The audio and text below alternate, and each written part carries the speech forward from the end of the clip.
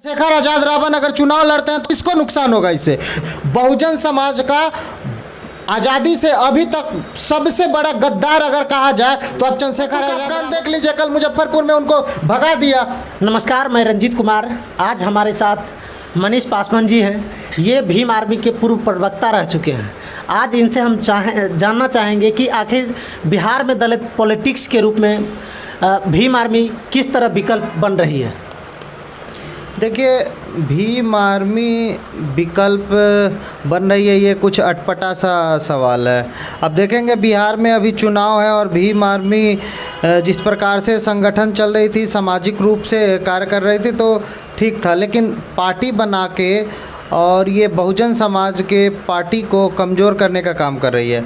आपको बता दें, विकल्प इतना आसान नहीं होता, इतना जल्दी विकल्प नहीं बनता। मान्यवर काशीराम साहब का मूवमेंट को आप देखेंगे, उन्होंने करीब 20 साल तक ज़मीन पे काम किया, साइकिल से पूरे देश का दौरा करके बहुजन समाज के बीच में जागरूकता फैलाने का काम किया और ज़मीनी काम किया।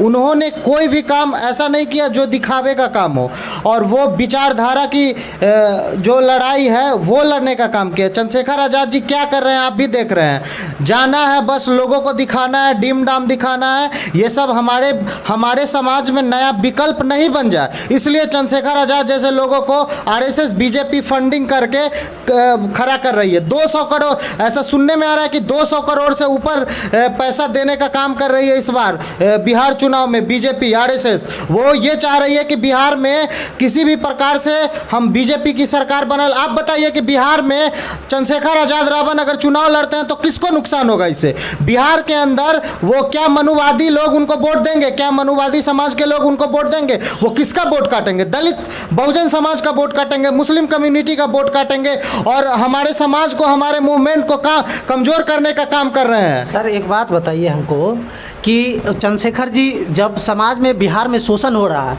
तब वो आ रहे हैं, जब बिहार में पॉलिटिकल पार्टी है, बहुजन समाज का संगठन है, शोषण होता है तो वो क्यों नहीं समय से पहुँचते? देखिए, बिहार के अंदर या पूरे देश में ये लगातार दलितों पे शोषण होता है, अत्याचार। जिस प्रकार से भी देश के अंदर बीजेपी की सरकार है, जितना वो मजबूत स्थिति में है, सारा संसाधन उनके पास है और कुछ खास वर्गों के पास पूरे देश का संसाधन है, तो आपको ये चीज़ समझना पड़ेगा। और इसके लिए मान्यवर काशीराम साहब जो उनका विचार था ये कि जब तक दलित समाज खुद आत्मनिर्भर नहीं बन जाता, उनके पास संसाधन नहीं होते हैं। आप देखिए कि दलित समाज हर एक चीज़ के लिए, हर एक मूलभूत सुविधा के लिए वो दूसरे कम्युनिटी पे निर्भर है। उनके पास ना ज़मीन है, ना उनके पास कोई संसाधन है, ना वो दूसरे के फैक्ट्री में काम करने जाते, तो उनके साथ शोषण होगा। और रही बात लड़ाई लड़ने के लिए, तो हम लोग भी लड़ते हैं, बहुत सारे लोग लड़ रहे हैं। आप देखिएगा कि दरभंगा में ज्योति पासवान के साथ जो अन्याय, उसको बलात्कार करके हत्या कर दिया गया, उसमें आपने भी बहुत अच्छा रोल निभाया था। वहाँ पे द ग्रेट भीम आर्मी के अमर आजाद जी भी गए थे।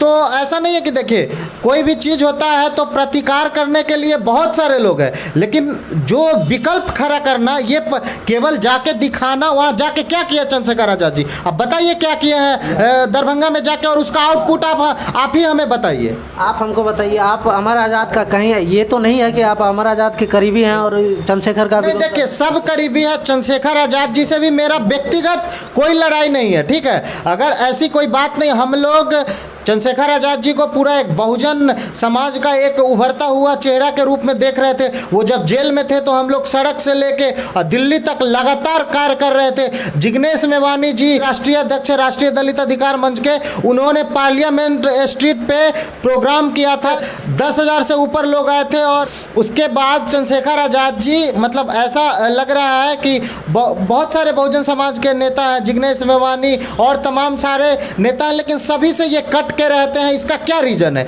ये नहीं चाहते हैं कि समाज में एकता बने, और समाज को तोड़ के ये बीजेपी आरएसएस को फायदा पहुंचाना चाहते हैं। सीधा सीधा फंडा समझिए, बहुजन समाज का आज़ादी से अभी तक सबसे बड़ा गद्दार अगर कहा जाए तो आप चंद्रशेखर आजाद रावण को कह सकते हैं। चंद्रशेखर आज़ाद जी पर आप गंभीर आरोप लगा रहे हैं। कल जब रैली हो रही थी वहाँ पर भी देखा गया था कि भीड़ भाड़ नहीं दिख रहा था, आखिर उसका क्या कारण है? देखिए, आपको बता दें, चंद्रशेखर आज़ाद जी को हम लोगों ने बहुत सारे लोग थे उसमें। आज़ाद जी, हम लोग सब लोग मिल के गांधी मैदान में एक बड़ा कार्यक्रम करके दिए थे, ठीक है। और उस कार्यक्रम के लिए हम लोगों ने 1 महीने तक मेहनत किया था, तब जाके पूरे बिहार से लोग आए थे और गांधी मैदान का रैली सफल हुआ था। उस रैली के बाद एक भी कार्यक्रम चंद्रशेखर आज़ाद रावण का बिहार में सफल नहीं हुआ।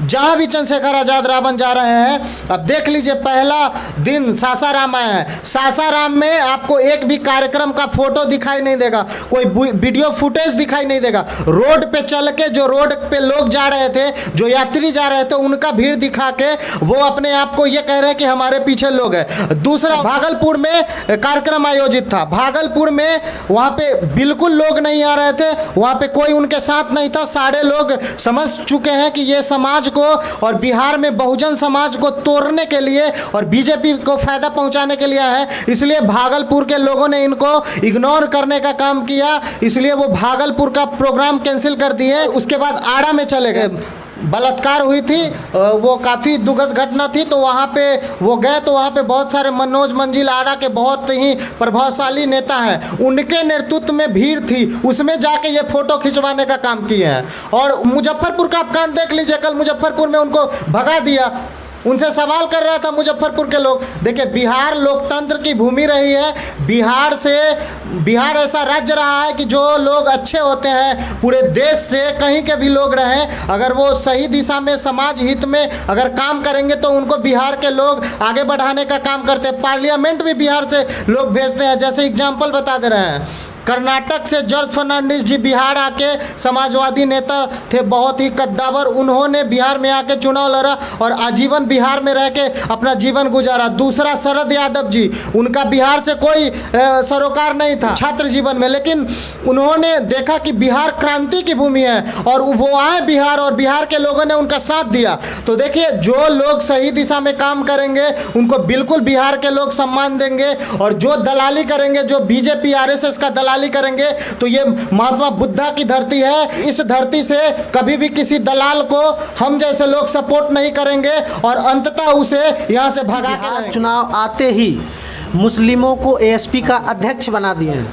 क्या यह मुस्लिम एमडी यानी मुस्लिम और दलित वोट बैंक मजबूत करने की रणनीति नहीं है? देखिए, आपको बता दें, मुस्लिम कम्युनिटी बहुत ही शोषित है, और उसमें भी जो वर्ग है, जो पठान कहते हैं, जो सैयद होते हैं, उन मुस्लिम के साथ मिलके वो बिहार में जा रहे हैं। कोई भी मुस्लिम, वंचित मुस्लिम जो बहुसंख्यक है बिहार में, वो उनके साथ कोई भी नहीं जा रहा है, ठीक है। और बिहार में जो बहुजन समाज की बात करते हैं, तो जो मुस्लिम कम्युनिटी बहुजन समाज के अंदर आते हैं वो उनके साथ नहीं है, वो मुस्लिम उनके साथ है जो आरएसएस के दलाल हैं, जैसे शहनवाज हुसैन जैसे लोगों का जो समर्थक मुस्लिम है वो उनके साथ है। इस बात को आप ग्राउंड रिपोर्ट करके देखिए, लोगों से पता कीजिए, आपको पता चलेगा कि जो मुस्लिम आरएसएस के साथ खड़ा रहता है वो मुस्लिम चंद्रशेखर आज़ाद रावण के साथ खड़ा है। 1984 का चुनाव हुआ और उसका परिणाम आया, और परिणाम में बीएसपी का जनाधार देख के पूरे मनुवादी गिरोह में हलचल मच गया, और उस वक्त से मीडिया उनको तवज्जो देने लगा। नहीं तो उससे पहले उतने बड़े महापुरुष जिन्होंने इस देश का जो आरएसएस जो मनुवादी व्यवस्था है उसको हिलाने का काम किया, उसको टक्कर देने का काम किया, वैसे लोग को अगर मनुवादी मीडिया नहीं दिखाती है तो फिर चंद्रशेखर आज़ाद को दिखाती है, तो सीधा सीधा साबित होता है कि चंद्रशेखर आज़ाद आरएसएस का दलाल है। कोई सबूत आपके पास इसके अलावा? कोई सबूत बहुत है, सोशल मीडिया से आपको बहुत सबूत मिल जाएंगे, हम आपको सबूत देंगे, सीधा सीधा सबूत है। बिहार में चुनाव लड़ रहे हैं बीजेपी को, आप देख लीजिए, बिहार में चुनाव हो गए हैं कि हम विधानसभा और संसद में जाकर अपनी बात को रखना चाहते हैं, इसलिए हम चुनाव लड़ रहे हैं। बिल्कुल, हमारा देश एक लोकतांत्रिक देश है, इस देश में सभी को अपना अधिकार है संगठन बनाने का, पॉलिटिकल पार्टी बना के और चुनाव लड़ने का अधिकार है। लेकिन आप ये कहते हैं कि हम काशीराम जी के रास्ते पे चल रहे हैं, तो वो रास्ता नहीं है। काशीराम साहब 20 साल संघर्ष किए तब जाके पार्टी बना है, DS4 बाम से बना है, जो आज के समय में समाज में प्रभावशाली है। आज के समय में वैचारिक रूप से जो मनुवादी व्यवस्था को टारगेट करता है वो मान्यवर काशीराम साहब के मूवमेंट का देन है। और चंद्रशेखर आज़ाद जैसे लोगों को पढ़ना चाहिए काशीराम साहब का, अगर वो नाम लेते हैं तो नाम भी नहीं लेना चाहिए। जिस प्रकार से वो काम कर रहे हैं, कहीं ना कहीं आरएसएस का प्रोपगेंडा है, आरएसएस इनको खड़ा कर रहा है, क्योंकि विकल्प ऐसे खड़ा नहीं होता है। हमारे समाज में एजुकेशन की कमी है, हमारे समाज के जो युवा होते हैं वो कन्हैया के पीछे दौड़ जाते हैं, किसी भी नेता के पीछे दौड़ जाते हैं। तो ऐसा नहीं है कि आप भीड़ देख के आप यह अंदाज़ा लगा लेंगे कि वो हमारे मान्यवर काशीराम साहब के मिशन पे काम कर रहे हैं।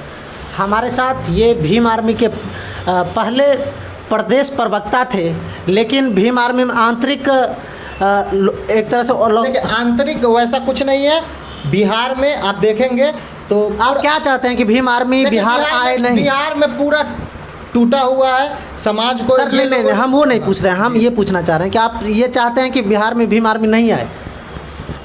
हम लोग का जो काम है हम आपको बता रहे हैं। हम लोग बाबा साहेब अम्बेडकर को मानते हैं, हम लोग बाबा चौहरमल को मानते हैं, हम लोग उधम सिंह को मानते हैं और हम लोग उनके सच्चे अनुयायी हैं। इसलिए हमारा कर्तव्य बनता है कि हमारे समाज के युवाओं को, हमारे समाज के लोगों को जो वर्गलाने की कोशिश करेंगे वैसे लोगों को हम लोग मुँह तोड़ जवाब देंगे। और उनका काम है, क्योंकि वो आरएसएस का काम कर रहे हैं तो वो काम अपना करेंगे, लेकिन हम लोग किसी भी रूप में उन्हें सफल नहीं होने देंगे और उनको अंततः यहाँ से भागना पड़ेगा।